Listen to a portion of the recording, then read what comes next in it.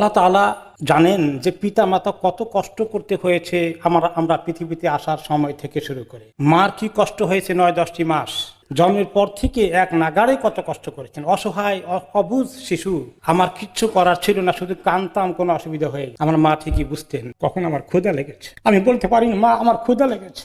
মা ঘুম থেকে উঠে ঘুমকে কোরবানি করে আমাকে দুধ খাওয়াইছে। পিতা মাতা উভয়ই অনেক ত্যাগ কোরবানি করে। ছোট বাচ্চার জন্য নিজের যে কোনো কোরবানি করে না, নিজের সুবিধাটা ঠিক রাখে, বাচ্চাদেরকে কম দেয় ছোট বয়সে। এরকম পিতা মাতা পৃথিবীতে খুবই বিরল। নিজে না খেয়ে নিজের ভালো চিন্তা না করে বাচ্চার অসুস্থতা হলো কিনা, বাচ্চার কি খবর, পিতা মাতা কত কষ্ট করেন তা আমাদের জন্য আমরা সব ভুলে যাই বড় হয়ে, কিচ্ছু মনে থাকে না বোধহয় এগুলো আমাদের। এই জন্য আল্লাহ তাআলা কোরআনে পাকে তিনি ওসিয়ত করেছেন, আমি ইনসানকে ওসিয়ত করেছি, খুব করে বুঝিয়েছি যে পিতা মাতার প্রতি সদয় ব্যবহার করো, ভালো ব্যবহার করো, সম্মান করো, তাদের কদর করো। তিনি আরেকটি আয়াতে বলেছেন যে আমি ইনসানকে ওসিয়ত করেছি তার পিতা মাতার জন্য প্রতি ভালো ব্যবহার করতে।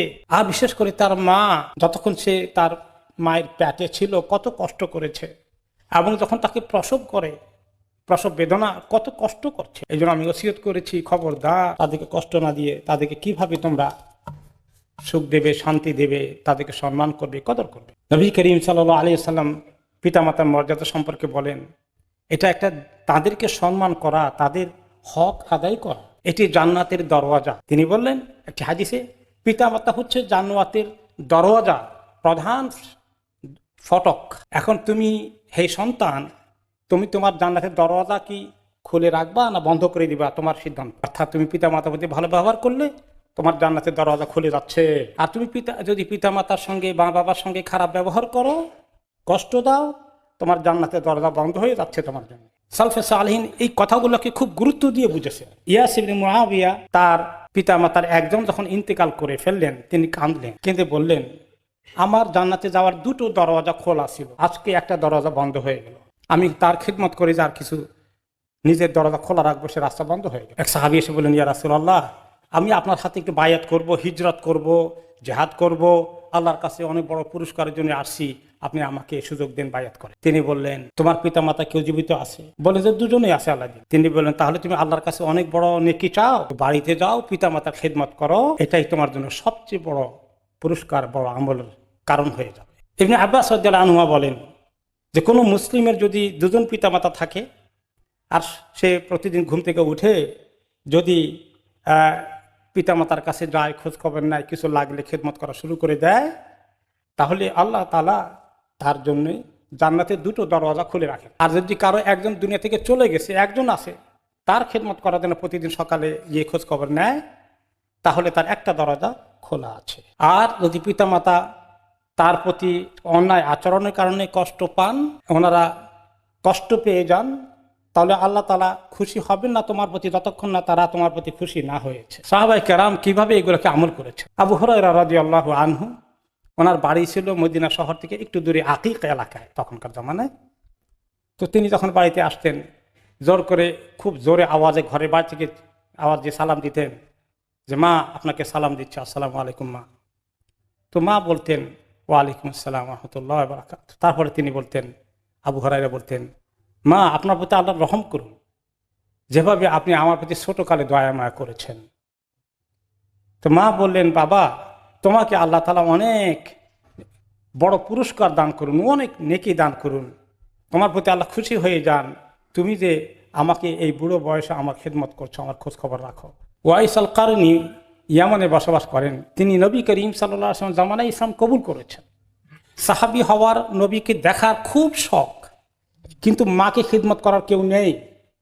এই মাকে অসহায় করে রেখে তিনি মদিনায় আসতে পারলেন। রাসূলুল্লাহ সাল্লাল্লাহু আলাইহি ওয়াসাল্লামকে আল্লাহ তাআলা ওনার পরিচয় তুলে ধরেছেন, বলে আমার সঙ্গে দেখা হবে না তার।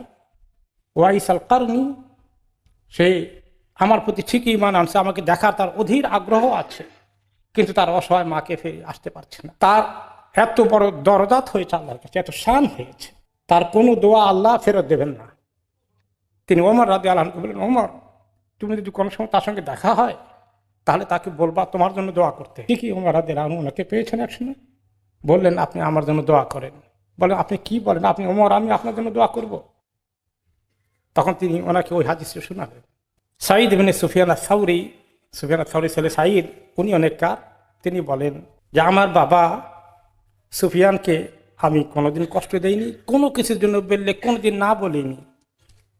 উনি যখন আমাকে ডাক দিতেন কিছু লাগবে, তখন আমি যদি ফরজ নামাজ ছাড়া নফল নামাজে সুন্নত নামাজে থাকতাম, নামাজ ছেড়ে দিয়ে হাজির হয়ে যেতাম।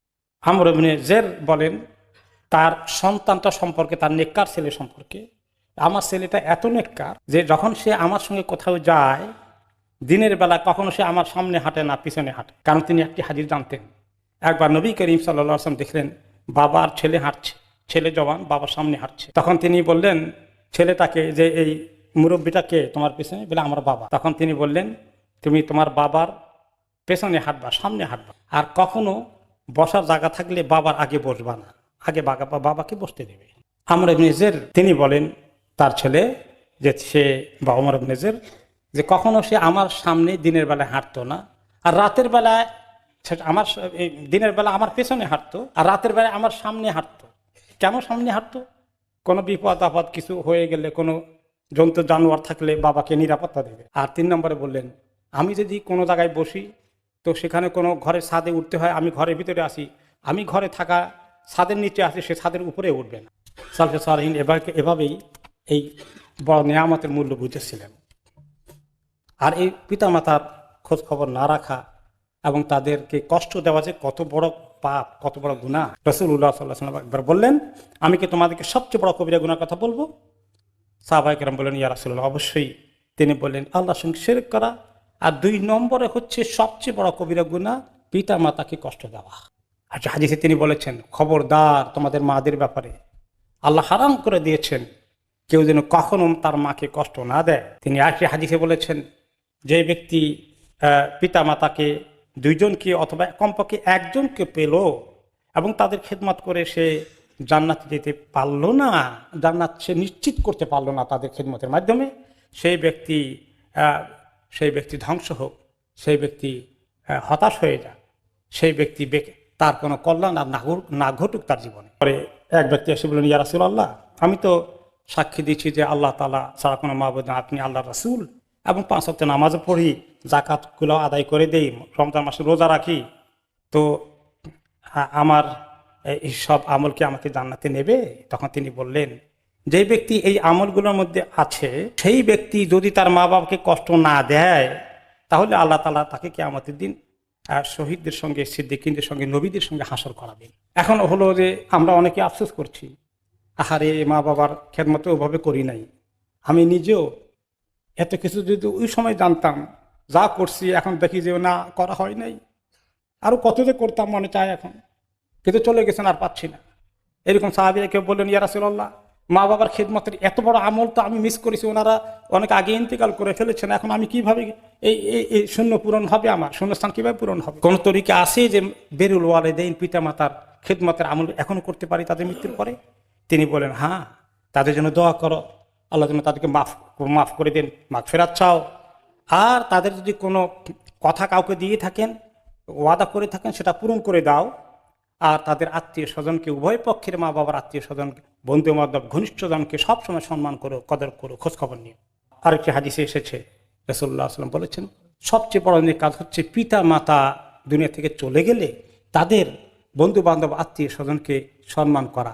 তাহলে পিতা মাতাকে সম্মান করা, খেদমত করা সব পাওয়া যায়। কি আরেকবার তিনি বললেন যে এক ব্যক্তি বলেন ইয়া রাসূলুল্লাহ আমি তো অনেক বড় গুনাহ করে ফেলেছি, এই গুনার তওবা করার কি তরিকা আছে? তিনি বললেন তোমার মা আছে, তাহলে তার মায়ের খেদমত করো, তাহলে আল্লাহ তোমার এই বড় গুনাহ মাফ করে দিবেন। বলি ইয়া রাসূলুল্লাহ মা তো নাই। তাহলে তোমার খালা আছে, খালাম্মা আছে, মায়ের বোন আছে, তাহলে তাকে গিয়ে তুমি খেদমত করো, কারণ খালা হচ্ছেন, খালাম্মা হচ্ছেন মায়ের মতোই, মায়ের জায়গায়। তাহলে মৃত্যুর পরেও করা যায়। তাদের জন্য দান খয়রাত করার কথা, সাদাকা জারিয়ার কথা এসেছে অন্য হাদিসে।